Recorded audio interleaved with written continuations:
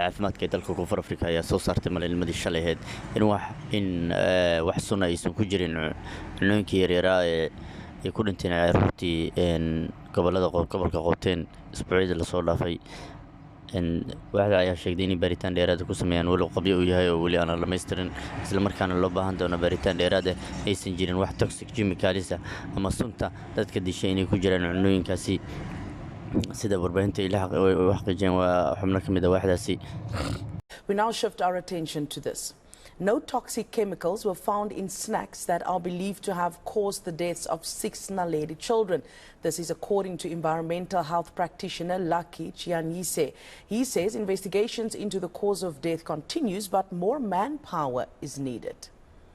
Got the information from the police, and then we started the investigation the first day, and then we took the sample, and then the second day we took the sample to the lab for testing. And from that day to today, we are there monitoring the spaza shop and any food compliance issues around Naledi. No, the results are back from the alleged snacks, and then they prove negative of any chemical. Inkastoo weli baaritaanku u socdo isla markaana baaritaan dheeraad ah loo baahan yahay ayuu sheegay in haddana aysan jirin wax sun ah ama wax dadka dili kara oo poison ah oo ku jira cunooyinkii dadka ajaanibta ay gadayeen.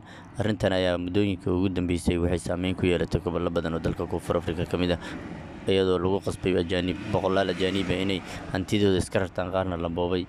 Dadka xaafadana aad ayay ugu kaceen arrintani, balse lama oga waxa ay ka soo sheegi doonaan community-ga South Africaanka oo ayaga caadiyanba inta badan marka ay baahdaan barnaamij iska keensado oo waxay rabaan sameeyo.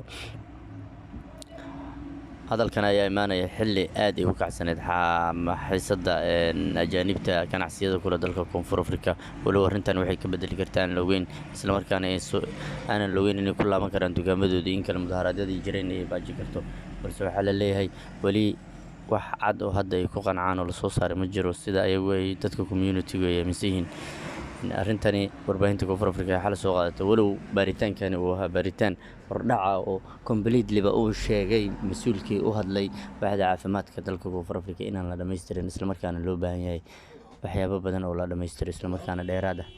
Arki doonaa waxa ka soo baxa maalmaha soo socdo, balse ilaa hadda sidaas ayay noqotay. Wax dambi ah waa lagu waayay ajaanibtii dalka Koonfur Afrika ee maalmahan aadka loo bartilmaameedsanayay, laguna tilmaamayay inay yihiin dad cunno sumaysan ka gadaya carruurta South Africaanka ah, taasoo gebi ahaanba been noqotay. Waxaana meesha ku jira in ajaanibtu ayagu ayba factory ayna waxba soo saarin, waxaa la baaraya waxyaabihii factory-ga laga soo saaray, marka lama oga waxyaabaha ay ku dhaqaaqi doonaan, balse arrintaas ay hadda u dambeysay.